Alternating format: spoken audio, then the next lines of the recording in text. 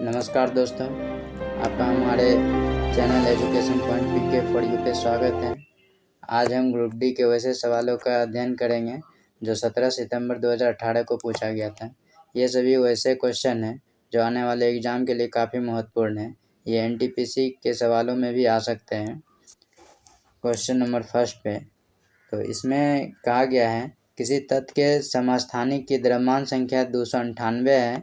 यदि इसके नाभिक में 189 न्यूट्रॉन है तो इसकी परमाणु संख्या कितनी होगी। तो हम जानते हैं कि परमाणु संख्या बराबर क्या होता है, P बराबर द्रव्यमान संख्या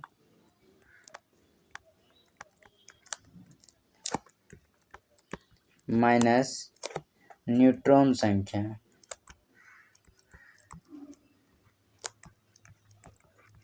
तो आप इसको माइनस कर दीजिए। द्रव्यमान संख्या आपका दिया है 298 माइनस 189। ये जब आप माइनस करेंगे तो आपका आएगा 109। इसका सही उत्तर हो जाएगा आपका बी। नेक्स्ट सवाल देखते हैं। इसमें पूछा गया है 10 किलोमीटर प्रति घंटे की गति से चलने पर मधु अपने विश्वविद्यालय 15 मिनट की देरी से पहुंची। अगली बार वह अपनी गति 2 किलोमीटर प्रति घंटा बढ़ा देती है, परंतु फिर भी वह 5 मिनट देर से पहुंचती है। उसके घर से विश्वविद्यालय की दूरी कितनी है। इस सवाल में देखेंगे कि आपका जो टाइम दिया गया है पहला बार में 15 मिनट है जो कि लेट है, और दूसरा बार के कंडीशन में दिया गया है 5 मिनट है जो कि लेट है। ये जो दोनों कंडीशन है आपका लेट वाला ही है, अर्थात सेम कंडीशन है। जब सेम कंडीशन होता है तो इसको आप माइनस कर लीजिए। कितना आया, 10 मिनट। ठीक है, जब ये चीज़ दोनों डिफरेंस हो तब उसको क्या करते हैं, जोड़ देते हैं। जैसे यहाँ पे 5 मिनट देर की बजाय 5 मिनट पहले अगर पहुँच गई होती, यहाँ क्वेश्चन में अगर पहले होता तब इन दोनों को क्या करते हैं, जोड़ देते हैं। लेकिन जब यहाँ दोनों सेम कंडीशन है तब माइनस करेंगे। तो इसके लिए एक बेसिक सा ट्रिक अपनाते हैं जो कि बहुत ही आसानी से हल हो जाएगा। तो है यह फॉर्मूला है दूरी निकालने का, D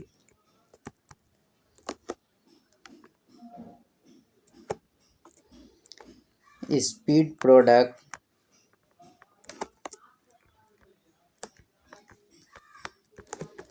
बटा स्पीड डिफरेंस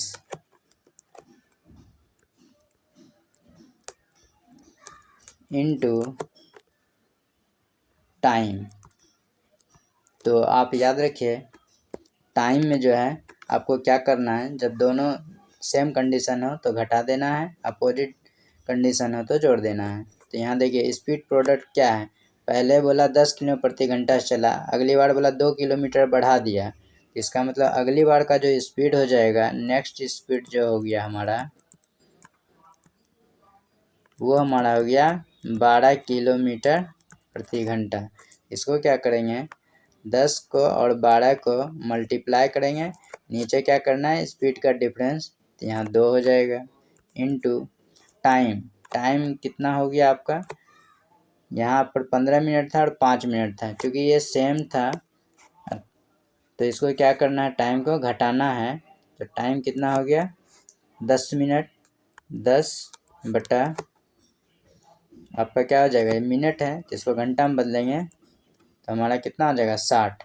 इसको कैंसिल आउट करेंगे तो देखिए क्या क्या कैंसिल हो जाता है। 12 से 60 हो गया 5 बार में, और ये 5 से 10 हो गया 2 बार में, 2 से 2 कैंसिल आउट हो गया, बच गया आपका 10।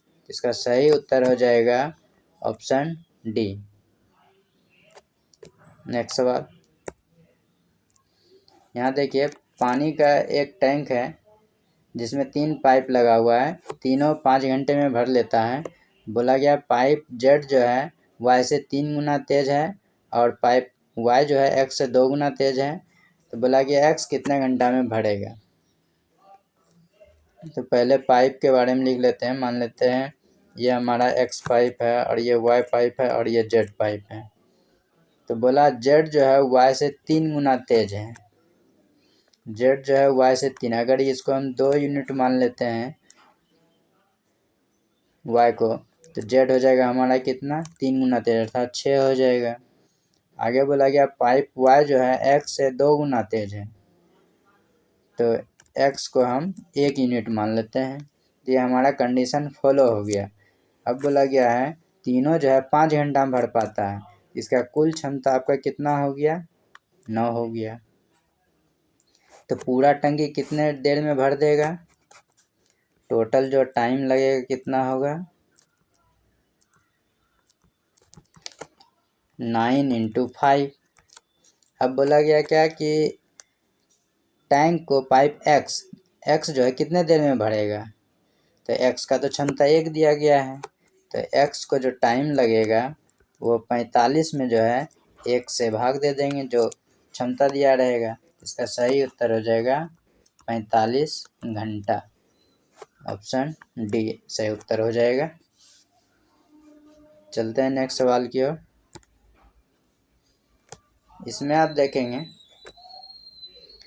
एक कक्षा में 60 विद्यार्थी दिए है, 29 ने गणित लिया और 32 ने जीव विज्ञान। 8 विद्यार्थी ने बोला किसी भी सब्जेक्ट का चयन नहीं किया, तो पूछा जा रहा है दोनों सब्जेक्ट का चयन करने वाले कितने विद्यार्थी थे। तो पहले हम ये जान लेते हैं ऐसे कितने विद्यार्थी थे जो कि मिसलिनियस थे, अर्थात दोनों सब्जेक्ट नहीं चुनने वाले कितने विद्यार्थी थे। तो इसका सही उत्तर हो जाएगा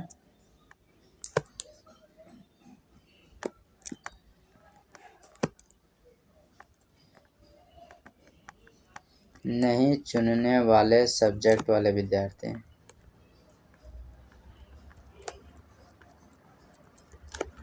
वाले छात्र। तो कितना हो जाएगा आपका, 60 में से -8 कर देंगे तो 52 हो जाएगा।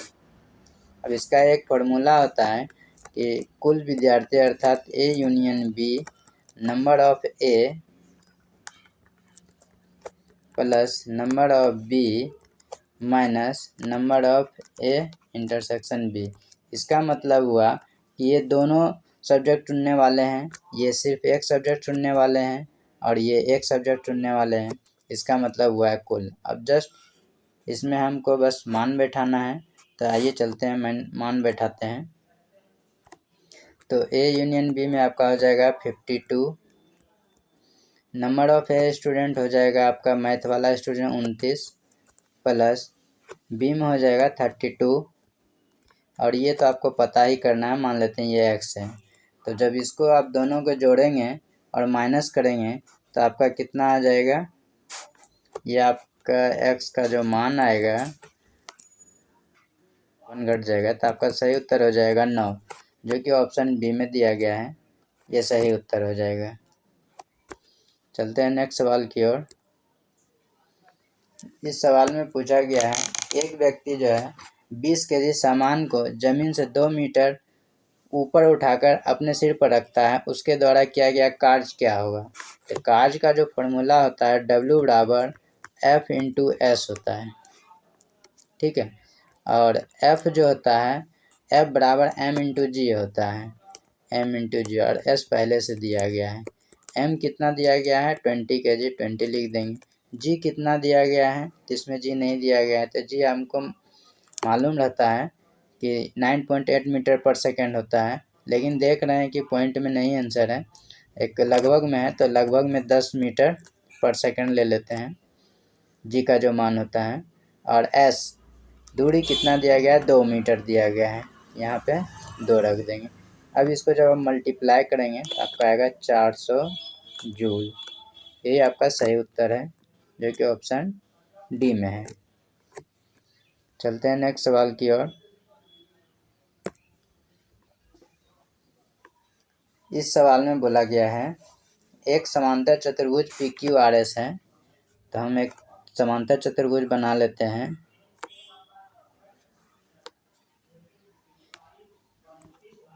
PQRS,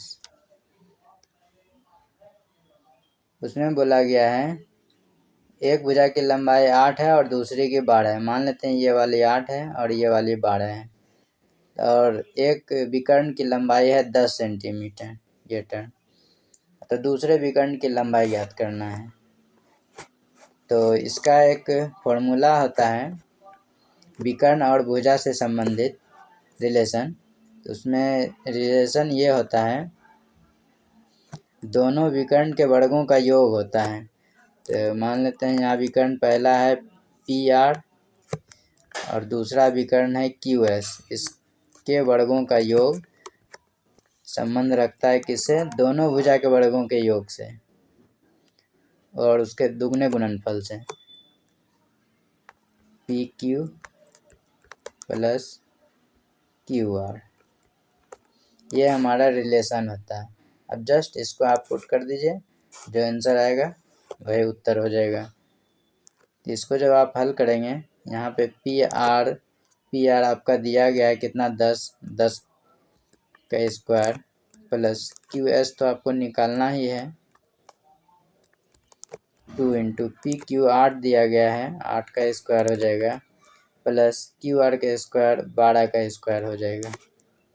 ठीक है, इसको आप हल करेंगे तो आपका जो आएगा QS 17.7 आएगा। ठीक है, तो लगभग इसका सही उत्तर हो जाएगा 17.8, क्योंकि इसके आगे का डिजिट 20 से बड़ा ही होगा, इस वजह से 17.8 लिखा गया। तो इसको आप हल कर लेंगे। चलते हैं नेक्स्ट सवाल की ओर।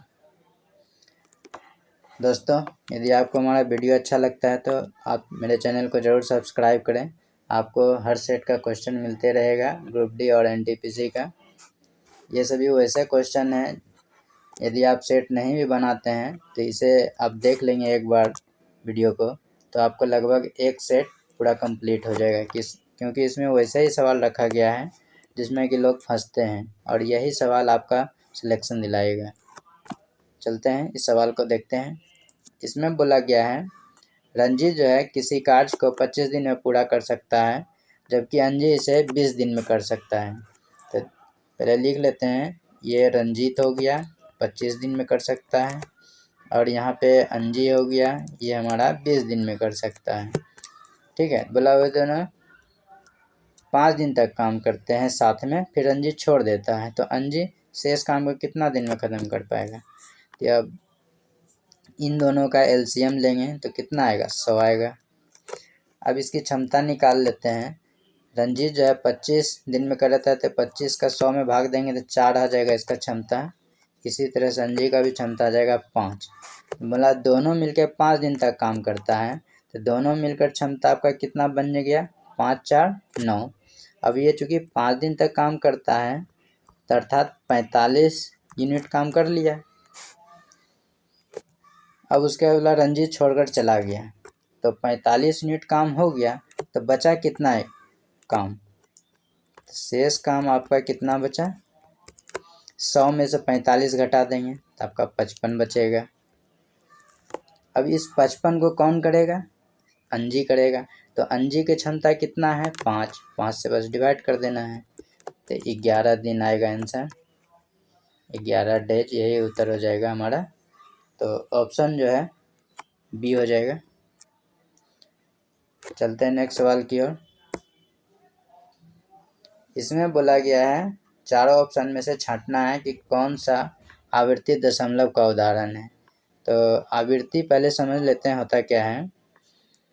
तो देखिए, एक होता है आवृत्ति, मतलब जिसके माथे पर एक ऋण होता है, अर्थात पूर्ण रूप से कटेगा तो नहीं, तो इसको कहेंगे आवृत्ति दशमलव का फॉर्म है।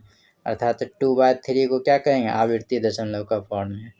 इसको जब आप भाग देंगे तो 0.666 इस तरह से अनंत तक जाएगा, और इसको जो लिखते हैं इस तरह से 0.6 ऊपर में रेकरिंग देते हैं या फिर पॉइंट दे देते हैं, तो इसी कहते हैं आवृत्ति दशमलव। तो अब जानेंगे कि आवृत्ति दशमलव को पहचानेंगे कैसे। तो छोटा डिजिट रहता है तो हम भाग देकर भी हम जान जाते हैं, लेकिन जब बड़ा डिजिट होता है तो हमें थोड़ा मुश्किल होता है। तो इसके बारे में जानते हैं कि कैसे इसको हम बनाएंगे। तो इसका बेसिक सा तरीका है कि आप पहले हर को देखेंगे, ठीक है। और हर में जो है हर का फैक्टर निकालेंगे। जैसे जो भी डिजिट जैसे 60 है, यहाँ पे मान लीजिए पहला ऑप्शन का दिया है, इसका फैक्टर निकालेंगे। 2 और 5 के रूप में टूटता है या किसी में टूटता है, पहले इसका फैक्टर निकालेंगे।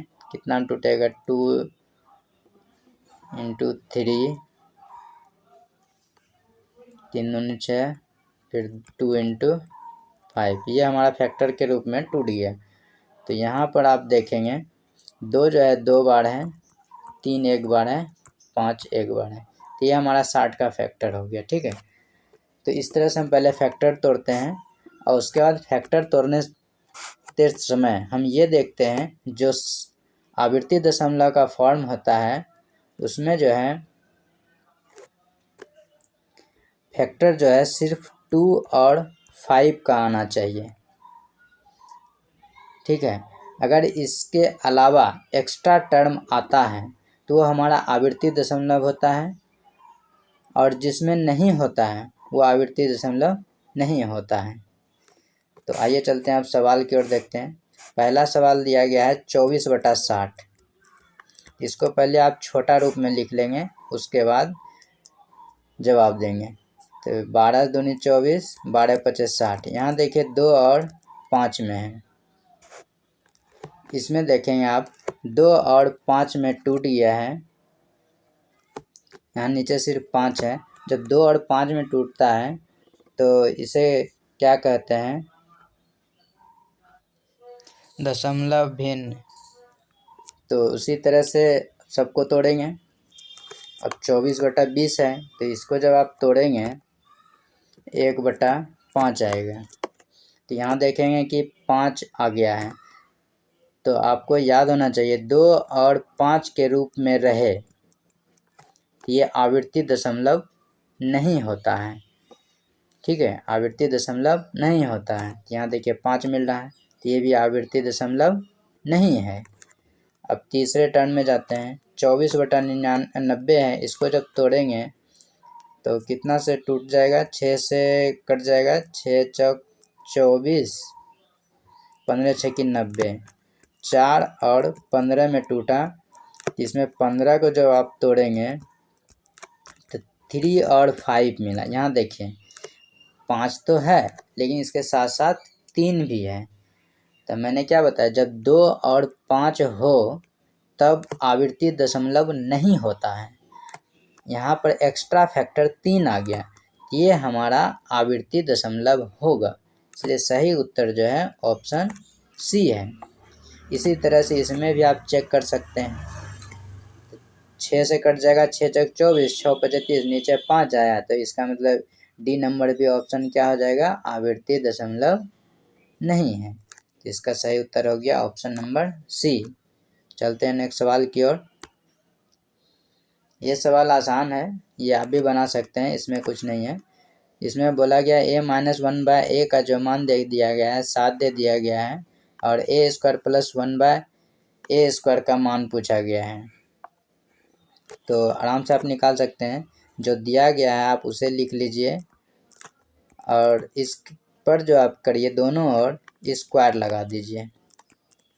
जब स्क्वायर लगाएंगे तो इसको जब आप तोड़ेंगे तो आपका ये टर्म आएगा -2ab a × 1/a 49। अब देखिए 2 कैंसिल हो गया। अब क्या बचा, a² + 1/a²। जब ये -2 उधर जाएगा तो 2 क्या होगा, जुड़ जाएगा। जब जुड़ जाएगा तो 2 जुड़ेगा तो कितना आएगा, 51। इसका सही उत्तर कितना हो जाएगा, 51। तो ऑप्शन नंबर ए में दिया गया है, सही उत्तर हो जाएगा 51। नेक्स्ट सवाल, इसमें बताया गया है 7 का पावर 21। इसी तरह से आगे का सीरीज है, उसको बोला 25 से भाग दें तो शेष क्या बचेगा। तो पहले आप देखेंगे यहाँ पे जो सीरीज दिया गया उसमें से 7 पर जो 21 पावर है उस सब में है, अर्थात कॉमन हम निकाल सकते हैं। इसका 1 बच जाएगा, कि 7 बचेगा, अर्थात पावर 1 बचेगा। यहाँ पे आपका 2 बच जाएगा, यहाँ पे आपका 3 बच जाएगा। जब आप इसको हल करेंगे तो कितना आएगा, 1 7 1 8 7 7 49 और 8। कितना हो जाएगा आपका, इसको जब आप तोड़ेंगे 343 टूटेगा, तो ये आपका कितना हो जाएगा 400। और आगे में आपका क्या रह जाएगा 7 पे पावर 21। अब देखिए 400 को आप जब तोड़ेंगे तो 100 इंटू 4 आप लिख सकते हैं, और जब 100 में 25 से भाग देंगे कट जाएगा, कुछ नहीं बचेगा, तो इसका शेष क्या हो जाएगा 0। बन गया सवाल, इसमें कुछ था नहीं, बस कॉमन लेना था।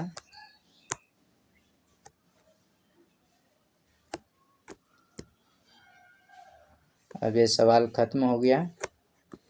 अब आपको इसी तरह से मिलते रहेगी और भी वीडियो।